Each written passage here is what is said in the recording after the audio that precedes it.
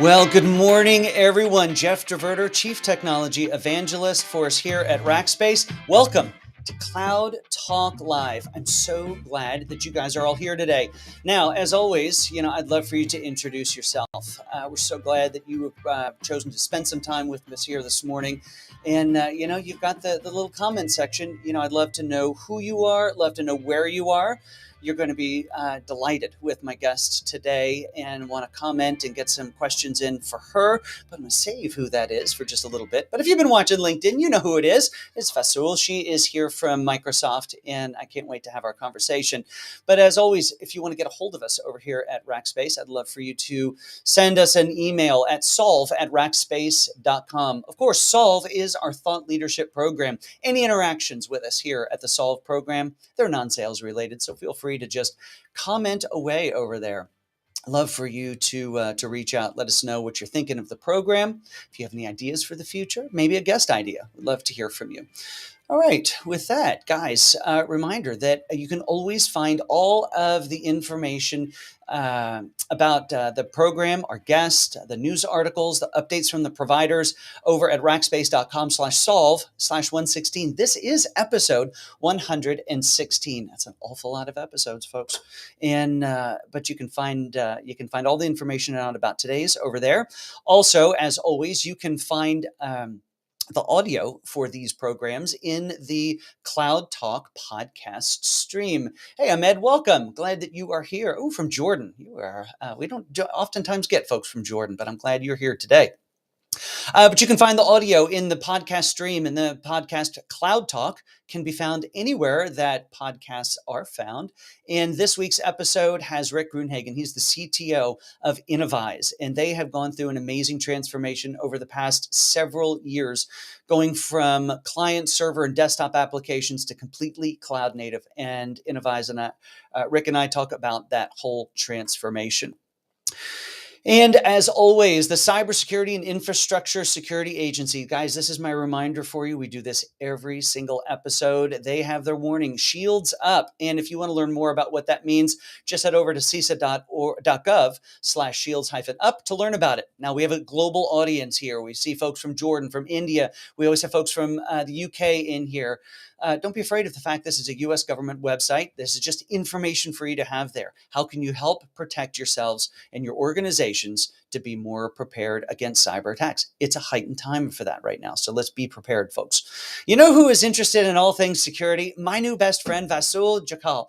Now, Vasu is a corporate vice president over at Microsoft, and she oversees all things as it relates to security and compliance and identity and privacy. Such simple little things to worry about. Isn't that right, Vasu? I'm sure your day is lackluster and boring.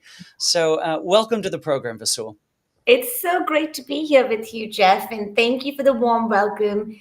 And hello to everyone. I see Vishal and Ahmad and Dinesh and Michael and let's see, Bridraj and Mauricia from Chile. Wow. And Chile. So isn't that amazing? welcome. It is quite the global audience here at Cloud It Talk. is. It's so fun. It's going to be such a fun conversation. And shields up for certain. Pay attention to the CISA warnings. It's an interesting time in our world where the very fabric of trust is being challenged, and it's our responsibilities as defenders to come together. So thrilled to be here, and let's get into it, Jeff. That's right. Hey, you just used the word, you defined yourselves as defenders. And in preparation for today, I watched lots of the videos that you've got out there. And I love the fact that you keep referring to yourself and your team and everybody involved in this as defenders. Why don't you define really what we're talking about there? Yeah, it's a great question. And I do think the word defender is really important because if I look at what's happening around the world, it's a pretty asymmetric battle that we're fighting. And, there's a thriving economy of threat actors and threats. Yeah. And so if I classify that as bad people trying to do bad things, yeah. I look at the other side and I call us all defenders. It's all the community that comes together who's fighting cyber attacks in their own way. Sometimes it requires being in the front lines in the trenches like an analyst. Sometimes it requires great engineering code. Sometimes it requires a conversation like that, like what we're having. And whether it's art or science or anything in between, we need all kinds of skill sets and all kinds of diversity for cybersecurity. So those are the people, those are the techniques I call defense and defenders. I love it. Now, you said in your past 30 seconds of comments, I've got about 30 hours of questions for you, but we have just a shorter program. And I want to pick a few words apart that you use. One was the fact that the ability to be a defender and the need for us to have defenders is one that is best served when diversity is a part of the picture. Let's unpack that a little bit and how that helps us to help make the world a little safer place. Yeah, it's one of my favorite questions and subjects to tackle. So thank you for that. You know, if I look around the world right now, Jeff, it's a pretty intense cyber situation. And you talked about it. We said shields up. Let me share some stats and then I'll get to why diversity really matters, right? There's 579 attacks that are happening per second. Per second. So that's translating to billions of dollars, billions of attacks, and trillions of dollars of economic impact. We've seen an increase of 150% ransomware, 667% in phishing. And even Microsoft technologies have blocked billions of attacks. So you look around the world and you're seeing attacks come from everywhere, from every place, of every type. So attackers are reflecting the diversity of the world that exists. And the defenders need to reflect the same diversity so that we can stay one step ahead. And cyber very much is a cat and mouse game. I mean, these attackers are smart and defenders have to be smarter.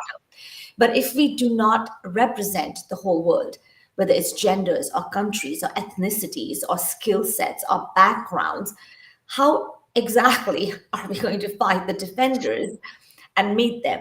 And that's why I think I'm such a big proponent of diversity, because we need cognitive diversity. We need to think about things that we may have not thought. We need all the bad ideas and all the good ideas to tackle it. And by the way, lastly, we need to create an inclusive environment, because if we have diversity, but if we don't make people feel like they really belong, we're going to lose. And that's why diversity and inclusion matters. And security, after all, is a big team sport, and it takes a village. It really does. It really does. Now, one of the things I wanted to talk about a little as well is, very often when a company is looking at a cloud provider and they're thinking about who they're going to use, they're a lot of times making a singular decision. But one of the things that I find, and I've been following and working with Microsoft for so long, that we talk about, we just talked this whole conversation about diversity and inclusion, but you take that to a technical level as well. You aren't a monolithic cloud that is focused solely on the Microsoft world. You're a cloud that thinks multi-cloud. Your tools span outside, almost it seems in some cases more than not more than inside, but it's an equal opportunity environment, especially as it relates to the security tools. So let's talk a little bit about Microsoft's multi-cloud approach, Yeah. especially as it relates to security. Absolutely. But I'm going to just take a pause, because we talked about diversity and I'm watching your audience, and we have people from Southern California and India and Mexico. I think I saw Costa Rica, Tanzania. Tanzania. I saw And Tanzania swing by.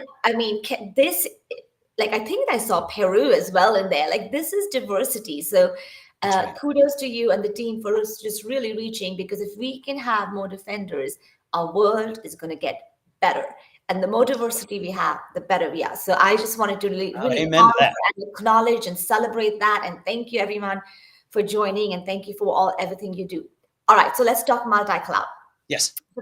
So you're very right. The philosophy of Microsoft security is attacks come from everywhere, and we need to protect our customers' digital estate across the board. Because if we do it in silos, then those silos create gaps, and where there are gaps, they are prime for exploitation. And that's what we're seeing attackers do. They're like targeting those seams. That's why we also believe in deep partnerships like the partnership we have with Rackspace. At the fundamental level of this, Microsoft security is all about multi-platform and multi-cloud, and it's about comprehensive end-to-end security. So let's start with comprehensive and what that means. We anchor on the basis that that we need to protect outside in. So whether it's cyber threats like ransomware or nation state or all of that. And we need to protect inside out, insider risk management, information protection. In fact, we made a really big announcement on information protection and data governance yesterday. So we need to protect both sides of this, and identity is that circumference as well as management. So Microsoft Security looks at security, compliance, identity management, and privacy as an interdependent whole. And as you can imagine, for that interdependent whole, you need to protect people across clouds.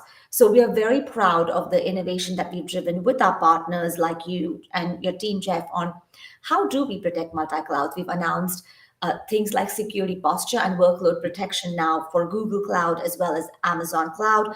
We also have endpoint or device protection on Android and iOS, and we'll continue to work from that because we have a singular mission, which Yeah. is to make our world a safer place. And to make our world a safer place, we have to protect people at where they are and offer them choices of how they want to live their lives and do their work. That's quite a mission to be on. Now, when I talked about the areas, at least as what you've listed on LinkedIn as the areas you're focused on at Microsoft, identity being one of those. And isn't that one of those areas that it spans everything, and it is at the heart and at the core of helping ensure that somebody is who they are, is doing what they're supposed to be doing, and tracking that. So what are some of the approaches as it relates to identity that Microsoft helps to defend? Yeah, identity for certain has become this battleground of security. And Yeah. as I'm speaking right now, the sun is shining brightly on my In and face. out of the clouds, that is okay. So I was like, sorry, Daniel, didn't expect that. But identity truly has become the battleground of security. We're seeing a lot of like brute force password attacks, billions of attacks really on the identity forefront. And it's important because as we launch into the future, whether it's the metaverse or more digitization, identity is going to be the fabric of trust. From an identity standpoint, what we focused on first is just get the foundations right. I mean, have your first line of defense. Things like multi-factor authentication. I know it sounds so simple for you and me. I know it sounds simple probably for everyone listening to this, but you'll be surprised at how many customers have not adopted multi-factor authentication. The last statistic I have is 17% of our customers have really adopted multi-factor authentication, and even that is up from single digits Mm. just over a year back. So while it may seem like progress, I mean, 83% have not adopted. So please do that. And I know sometimes it gets in the way of experience. That's why we have things like passwordless technology, which are helping ease that. But that first line of defense is important because we all have a complicated relationship with our passwords. I do for certain. So we need to solve that. The That's a second great way to say it, a complicated relationship with our passwords, AKA we hate them and we hate changing them. Exactly. I can't remember them. And then the second one is, we need to have that comprehensive defense in identity, whether it's identity security thing or it is identity life cycle across governance and privilege identities and all of that you need to have. Yeah. And this comes back to the framework that I'm a big fan of, which is zero trust. And zero trust, if you look at it, it has three anchors. And the first one is around making sure that you verify explicitly. So things like conditional access, Yeah. where just don't take it for granted that someone, just because they are in your system, need are immune to attacks, or it's even right to give them permission. So having making sure you're verifying explicitly continuously with conditional access, making sure you grant least privileged access, so no more blanket access to everyone, and then making sure that you have the advanced toolkit that you need to protect people is going to be important. And identity needs to work in conjunction with device management and security as well as compliance to offer a robust protection. That's right. And so much of those tools and capabilities, regardless of cloud of choice, are available in the clouds. And so often, unfortunately, folks will be moving their VMs in, but they're not going to adopt everything that is ultimately available there. I read a stat earlier this year, and it was that somebody was pretty audacious. They said that um, every cyber intrusion that occurred in 2021 occurred because the basics of blocking and tackling and security weren't done. Things weren't patched. Mm. Passwords weren't secure. Machines were old. Firewalls weren't hardened. And it's those basic things. And it's actually one of the reasons why I say that a move out into the cloud, even if you're not going to get into the whole transformative aspect of it, puts you on a fabric of security that you couldn't dream of creating in your own data center. I love that you said that because it's so important. And you're so right. And we've seen that when patches need to happen, as you said, and you don't have control over that, as an example, and you don't even know what that server is that needs patching, it's super hard to get to it. Yeah. So that's why cloud really matters. And even going back to the identity conversation, when customers ask me, where should I start? I said, just start with a great cloud identity. Just Yeah. start there. And many customers, as we know, Jeff, are on this cloud transition journey anyways, but it's a journey, right? It takes time. And so offering them the right tools, making sure that we have security and we're thinking of security from the very beginning and building that in is going to be important for us. But great point on cloud, why cloud really matters and why cloud is more secure.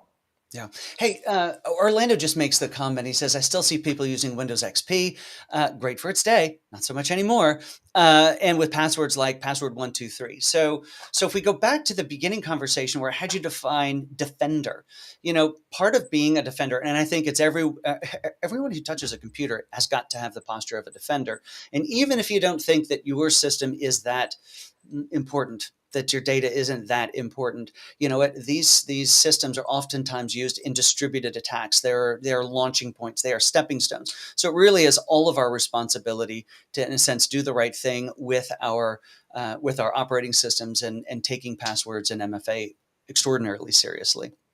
Yeah, and I'll add to that, right? It starts with us and it Hmm. starts with education of our families, of our communities, because the awareness of security, the good news, Jeff, is security now is a household name.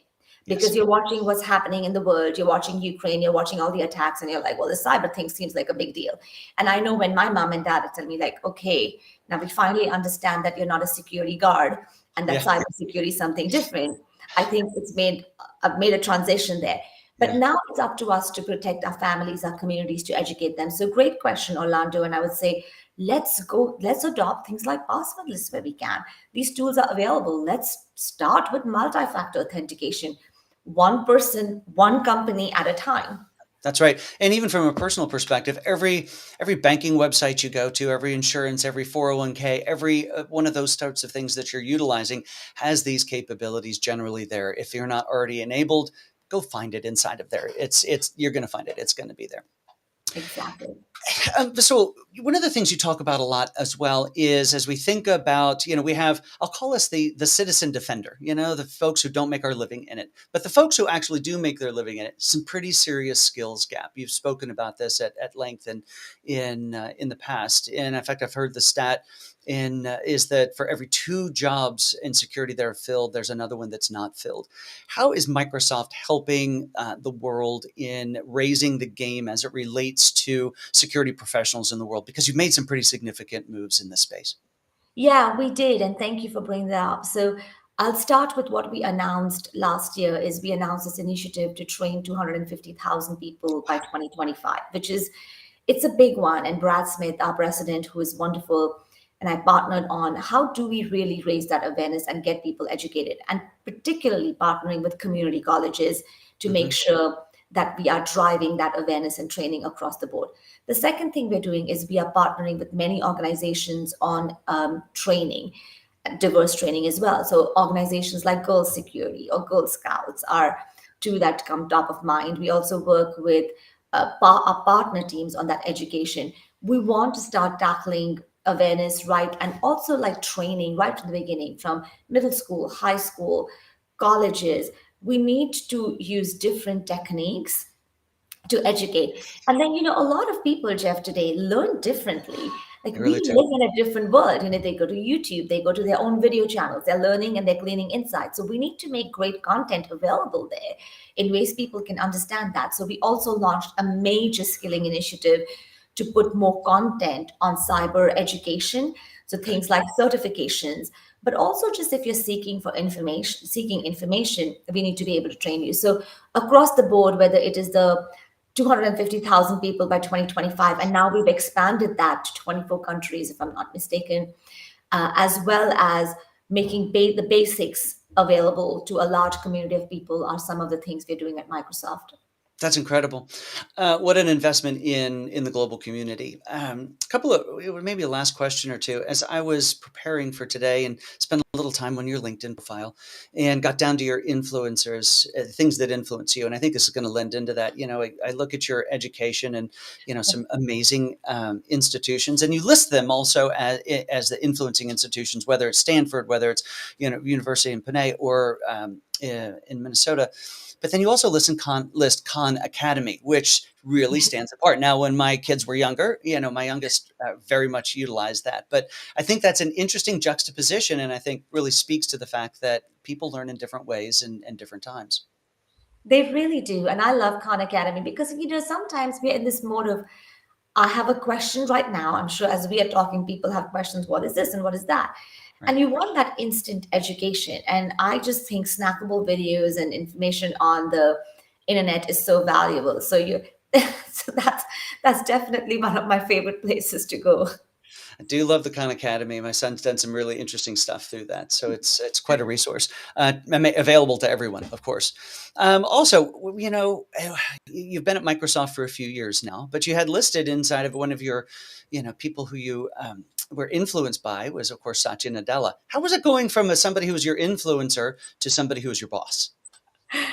It is absolutely wonderful. I mean, for all of you, I mean, you see Satya, and if you see Satya, he just has this amazing energy and leadership Really around him, does. and he's everything like that and a whole lot more. Yeah. And so it's just like a real honor and real privilege to be part of Microsoft, to be in the trenches every single day with this leadership team Hmm. and to learn from the best. And what I have the reason I came to Microsoft, Jeff, and the reason Satya inspires me so much is it's such a mission driven culture. And it's just to do good for humanity. It's keeping that at the center of what we do. It's using a growth mindset in every aspect, like really curiosity and learning. And every time pushing the boundaries of innovation in positive ways. So, when we say like our mission is to empower every single person and every organization in the world to do more, and how incredible is that? And being Amazing. a defender myself, I feel, well, to do that, we have to protect our world. So they feel safe because if I look at Maslow's hierarchy, Yeah. gosh, what a privilege for us to be in security, Jeff. Like, what Yeah. a What a privilege. great way to put it. Food, water, shelter, safety. It's like right there. And we get to be part of that. I think Amazing. it's incredible. So, yes, Satya inspires me every single day. He's just a kind, compassionate, and brilliant leader. And there are many others at Microsoft who inspire me every day because they are exactly like Satya. Yeah, it's an amazing team. I had the opportunity to meet him a few years ago and present to the leadership team there, and what an incredible group! And it just seems to get better. Okay, last question for you before I let you get on with the rest of your day. So we are privileged and honored to have had some amazing women in tech here this year come on. And what I'd love to let each women participant be able to have a chance to speak back to is we get lots of communication from folks going, "Hey, I'm going to take this home and show it to my 12-year-old daughter, my 8-year-old daughter. Technology has an opportunity here." So I'd love for you to kind of speak to, in a sense, maybe speak to 12-year-old you or a 12-year-old, whoever it might be, to encourage them that this is a career that is achievable by absolutely anyone, but especially them. Oh, that's such a great question. Well, I'll tell all those incredible 12-year-olds out there. And this is what I would have told my 12-year-old self because that's what my mom told me. A, you can be whoever you want to be. Mhm. It's your choice. You have to decide. You have so much brilliance and so much talent and so many superpowers.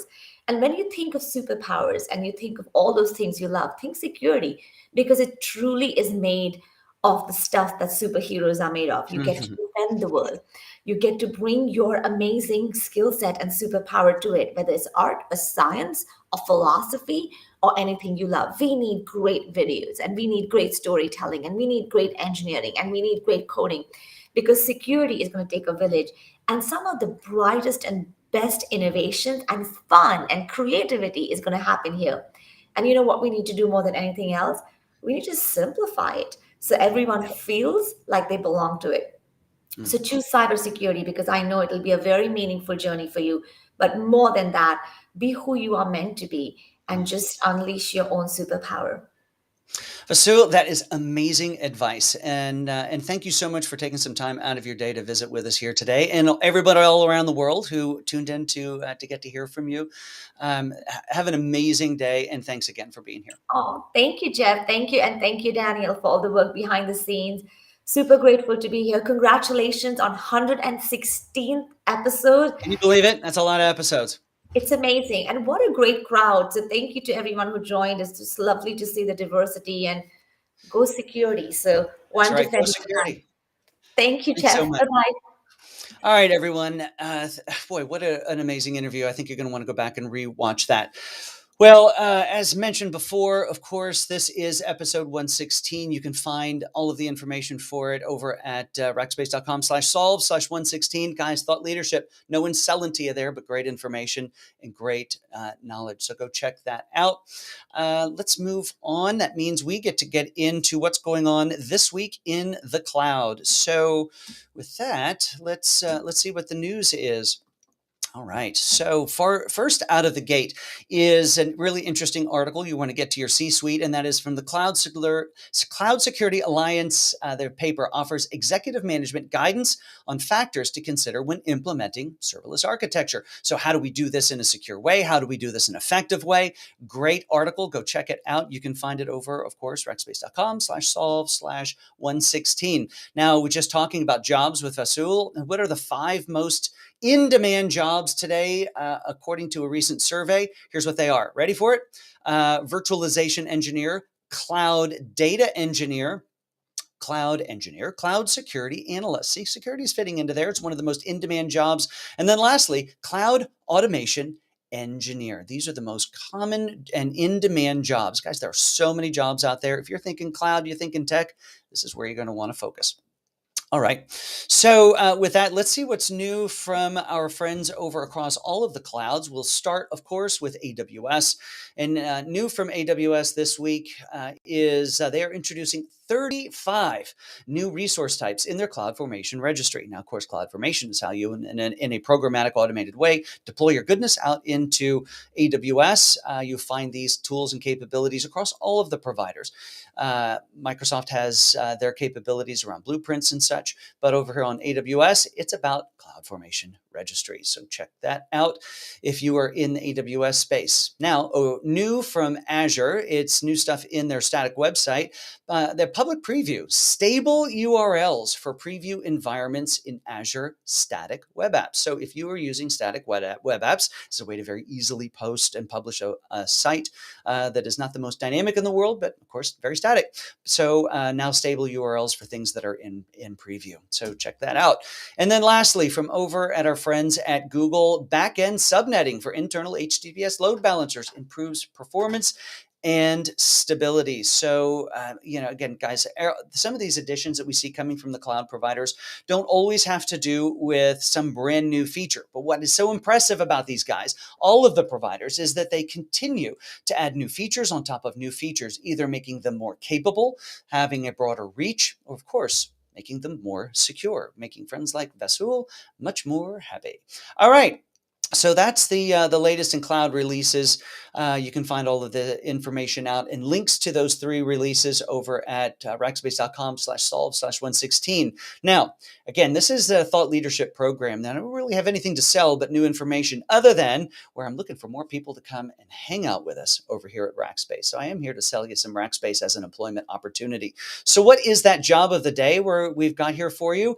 Big data engineer. So we need a new big data engineer. Actually, we need a few of them over specifically in the AWS space. Now, in this role, you'll work directly with customers and our team to help enable innovation through continuous hands-on deployment across the technology stacks inside of AWS. So go check that out. You can find that information, of course, at 116 and a link to that job to learn more.